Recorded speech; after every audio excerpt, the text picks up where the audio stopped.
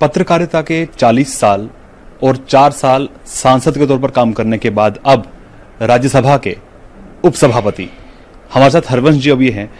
हरवंश जी, ये सफर पत्रकारिता से उपसभापति का सफर कैसा रहा?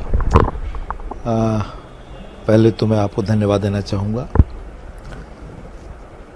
दरअसल जयप्रकाश नारायण के आंदोलन से प्रभावित निकले हम लोग थे। जयप्रकाश आंदोलन ने देश में एक राष्ट्रीय जीवन में आदर्श हो, मकसद हो, मंजिल हो, सपना हो, उसको पुनर्जीवित किया था। उसके पहले गांधी जी के स्वतंत्रता आंदोलन ने पैदा किया, बीच में बड़ा अंतराल हुआ, फिर नक्सल मूवमेंट आया, उसमें भी एक से एक प्रतिभावान लोग गए, पर चूंकि उन प्रतिभावान लोगों ने अपने सिद्धांतों के लिए अपना समर्पण कर दिया, अपनी जिंदगी लगा दी, अपनी प्रतिबद्धता के लिए अपनी जान भी दी, पर हिंसा से समाज नहीं बदलता। तब तक ये स्थापित हो चुका था। उन्हीं दिनों जयप्रकाश जी का आंदोलन हुआ, हम लोग युवा थे, उस आंदोलन से बड़े प्रभावित हुए। उसी आंदोलन ने प्रेरित किया पत्रकारिता में जाने के लिए, और संयोग से मैं पढ़ रहा था तभी, लगभग 19-20 वर्ष की उम्र में मुझे उस वक्त की जो सबसे बड़ी पत्रिका थी धर्मयुग, जिसकी प्रसार संख्या 6-7 लाख प्रति सप्ताह होती थी, और नीचे केरल से लेकर के जम्मू कश्मीर तक और इधर गुजरात से लेकर के नॉर्थ ईस्ट तक हर जगह वो पाई जा सकती थी। संयोग से उस पत्रिका में मुझे काम करने का अवसर मिला। डॉक्टर धर्मवीर भारती उसके संपादक थे, यशस्वी संपादक, जिन्होंने जेपी पर मुनादी कविता लिखी थी जब वो आपातकाल में पकड़े गए थे। तो उसके तहत मैंने पत्रकारिता चुनी कि यह ऐसी विधा है जिसमें अपनी बात हम कह सकते हैं। पर बंबई में लगभग 5.25 वर्ष इस पत्रिका में रहने के बाद लगा कि क्या हम वो काम कर रहे हैं जो हम करना चाहते थे, और एक बड़े शहरों और महानगरों से मुझे थोड़ी अजीब मतलब अलगाव सा महसूस हुआ। तो मैं बैंक में चला गया अधिकारी बनकर। फिर मुझे रिजर्व बैंक में भी अवसर मिला, लेकिन अंततः बैंक में कुछ दिन रहने के बाद रिजर्व बैंक की नौकरी स्वीकार नहीं की। कुछ ही दिन रहने के बाद मैं आनंद बाजार से प्रकाशित रविवार पत्रिका में गया, जो अपने समय की सबसे ताकतवर पॉलिटिकल पत्रिका थी। तो एक तरफ मैंने टाइम्स ऑफ इंडिया ग्रुप में काम किया, जो अखबार घरानों में बड़ा प्रतिष्ठित और सबसे सम्मानित ग्रुप, और उसकी सबसे बड़ी पत्रिका उसमें था। फिर मुझे मौका मिला बैंक में, लेकिन वो छोड़ करके मैं रविवार पत्रिका में गया, जो अपने समय की बड़ी पॉलिटिकली पावरफुल मैगजीन थी। और मैं एक बिल्कुल सामान्य किसान परिवार से आता हूं, तो परिवार के लोग कतई नहीं चाहते थे, उनकी दृष्टि में बैंक की नौकरी स्थायी नौकरी होती है, पत्रकारिता की नहीं। रविवार में भी लगभग 5 वर्ष काम करने के बाद कलकत्ता में आनंद बाजार समूह में, ये दोनों बड़े घराने थे, मुझे लगा कि देश के 2 सबसे बड़े घरानों में हमने काम किया, सबसे मशहूर अपने समय की पत्रिकाओं में काम किया, जिन्होंने सामाजिक हस्तक्षेप किया और बड़ी प्रभावी पत्रिकाएं थीं। पर मन में लगा कि अगर अवसर मिले तो किसी अखबार में काम करके देखें कि उसका सामाजिक सरोकार की पत्रकारिता उसमें की जा सकती है, यानी जो मकसद जेपी के आंदोलन में हम लोगों ने अपने जीवन में उस पर चलने की कोशिश की, उसको पत्रकारिता में उतारा जा सकता है कि नहीं। फिर नई जगह रांची आ गया, एक अखबार से जुड़ा, उसमें काम किया। उसकी उस वक्त प्रसार संख्या बहुत कम, 300-400 हुआ करती थी। हमारी टीम बड़ी साथ काम करने वाली युवा और ऊर्जावान टीम थी। हम सब लोगों ने मिलकर बड़े प्रतिकूल परिस्थितियों में बड़े घराने के अखबारों के होने के बावजूद उस अखबार में प्रतिबद्धता से काम किया। वो लगभग 8 से 9 लाख के बीच उसका सर्कुलेशन गया, 10 जगह से छपने लगा। इसी बीच प्रधानमंत्री जब चंद्रशेखर जी बने तो मुझे मौका मिला प्रधानमंत्री कार्यालय में additional information adviser, joint secretary के रूप में काम करने का। मेरे अंदर बराबर ये एक ललक थी कि जिस सत्ता प्रतिष्ठान के बारे में पत्रकारिता के माध्यम से हम लगातार छापते हैं, कम से कम उसको समझो कि अंदर से वो काम कैसे करता है। तो समझने और सीखने की ललक मुझे वहां प्रधानमंत्री में ले गई, प्रधानमंत्री कार्यालय में। जब प्रधानमंत्री कार्यालय चंद्रशेखर जी ने इस्तीफा दिया तो मैंने तुरंत छोड़ दिया, फिर उसी अखबार में गया। मेरे पास अनेक अवसर थे पर मैं नहीं गया उनमें।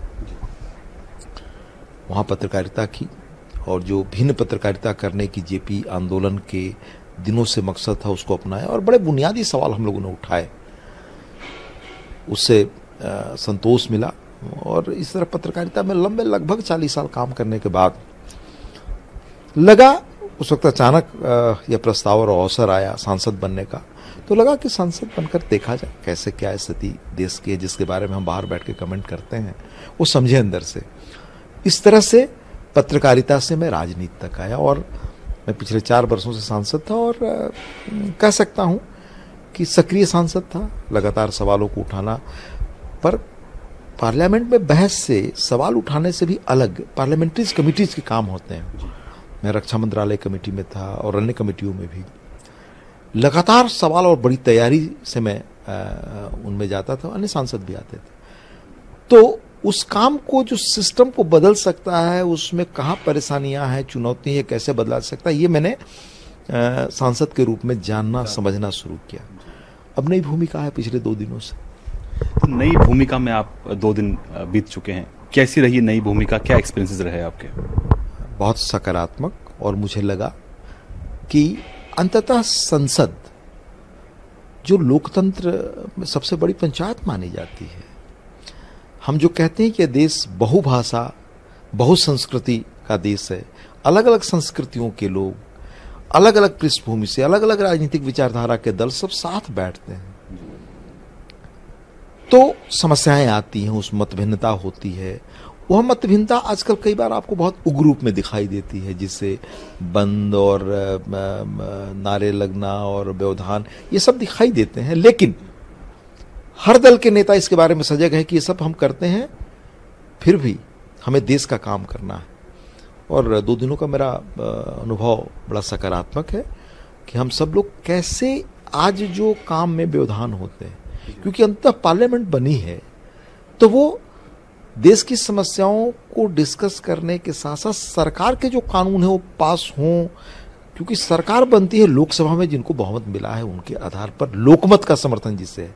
तो लोकमत जो जिन नीतियों के प्रति अपनी प्रतिबद्धता जाहिर कर लोगों के बीच आए, उसको पूरा कर, इसमें हमें काम करना है इसके लिए।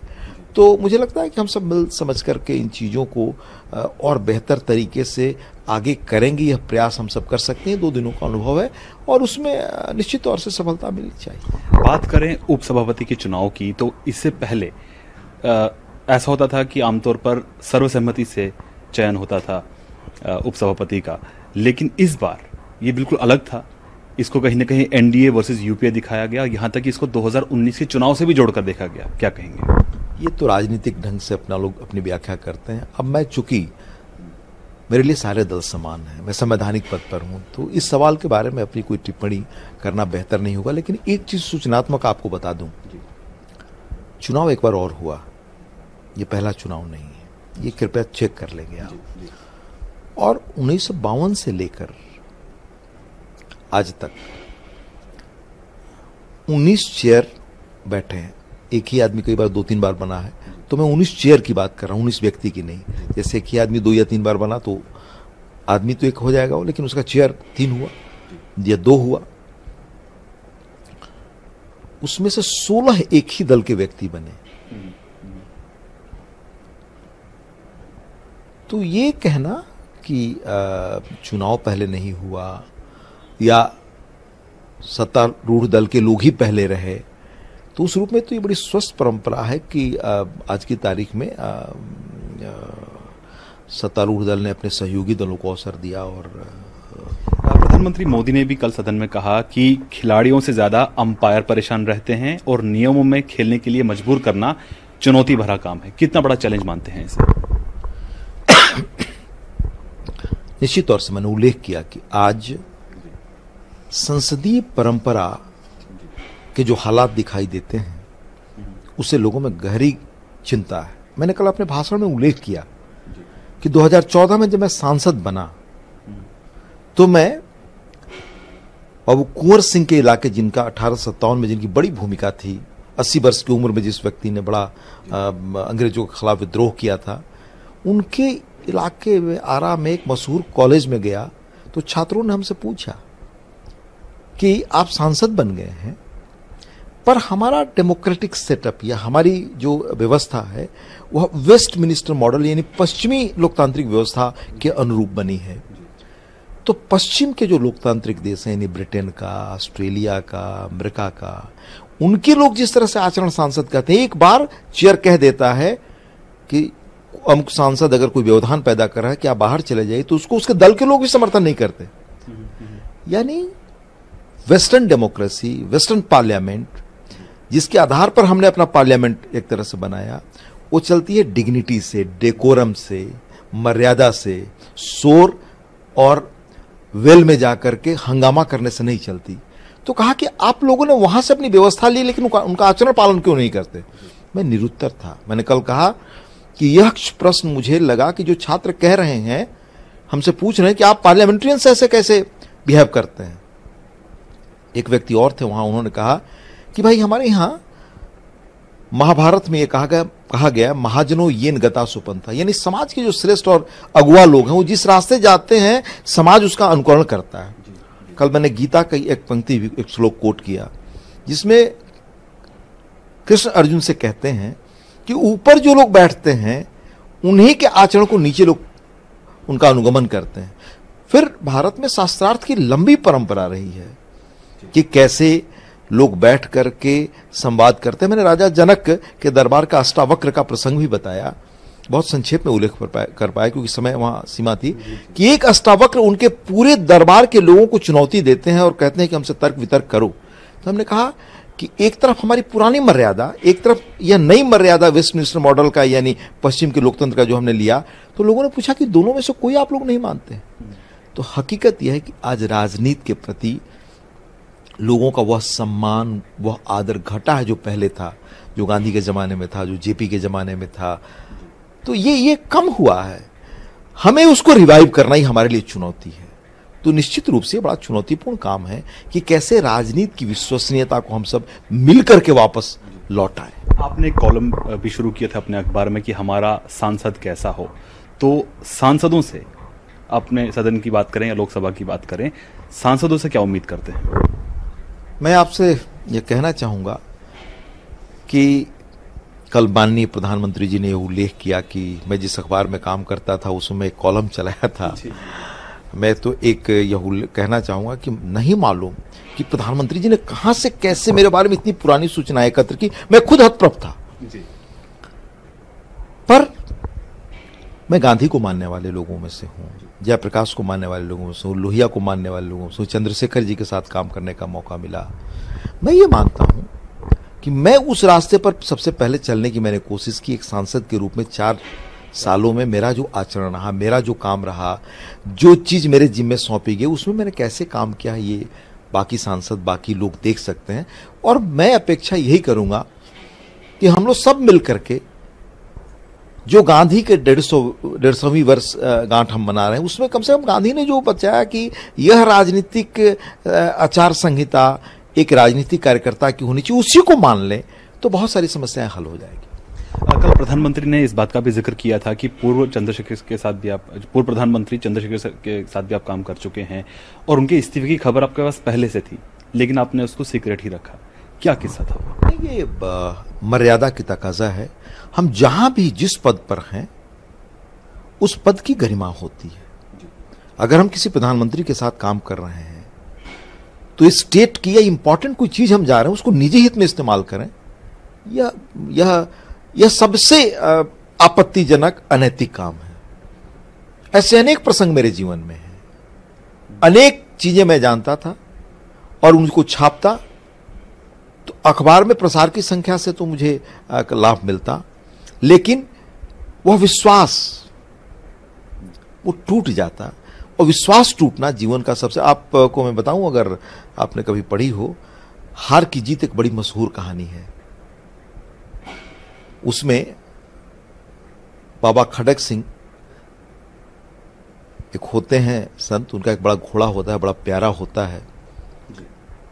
उनको उस घोड़े को पसंद आ जाता है किसी एक उस इलाके के जाने माने डकैत को। उसका सार बता रहा हूं आपको। वो एक रात उनसे वो कहता है कि घोड़ा आप मुझे दे दें। बाबा कहते हैं कि नहीं, घोड़ा नहीं दूंगा। वो रात भर उसकी पहरा करते हैं ताकि कोई चुराने ले जाए। एक दिन वो जब घोड़े पर जा रहा था, कहते अब बड़ा सुंदर घोड़ा है, क्या एक बार मुझे चढ़ने का मौका देंगे? कहा कि हाँ ले जाए। उसके बाद वो घोड़ा लेकर भाग गया। फिर कुछ लगा, उसको घोड़ा लौटाने आया तो खड़क सिंह ने कहा कि नहीं, ले जाओ। जुबान देकर, मर्यादा देकर के उस बात को भंग करना, इससे बड़ा अपराध नहीं हो सकता। कहानी का नाम था हार की जीत।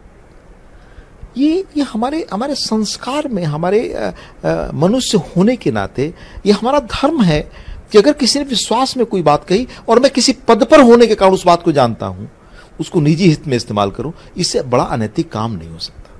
और सार्वजनिक जीवन में नैतिक रास्ते पर चलना जरूरी है।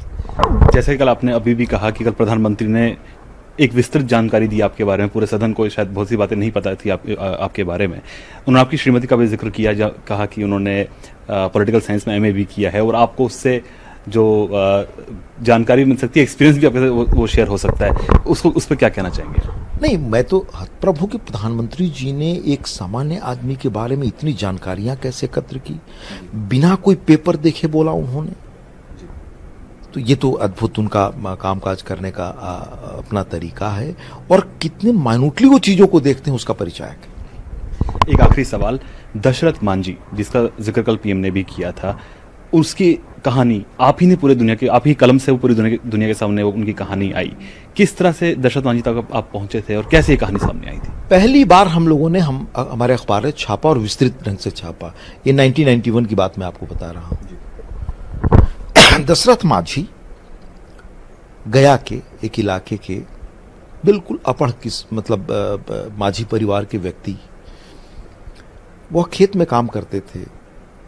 उनकी पत्नी रोज खाना लेकर जाती थी।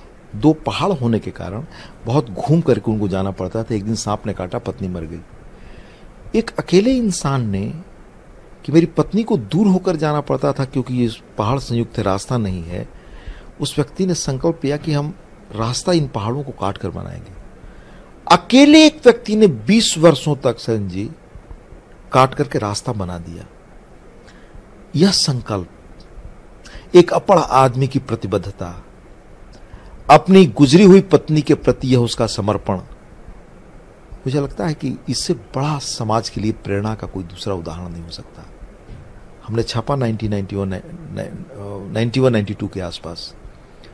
जब नीतीश जी सत्ता में आए 2005 में, तो प्रभात खबर ने राष्ट्रीय सम्मान उनका कराया, मतलब बिहार का सम्मान करवाया। पर तुरंत बाद नीतीश जी ने जो सम्मान उस व्यक्ति को दिया, मुख्यमंत्री की गद्दी पर एक दिन बैठाया और अनेक योजनाएं, अनेक चीजें उनके नाम से की। यह पुरुषार्थ को सम्मान था, संकल्प को सम्मान था, और यही समाज में होना चाहिए। हमसे बात करने के लिए बहुत बहुत शुक्रिया। तो ये थे हरिवंश जी। कैमरामैन गौरव गिरी के साथ शैलेंद्र वांगू, न्यूज 18 नेटवर्क, नई दिल्ली।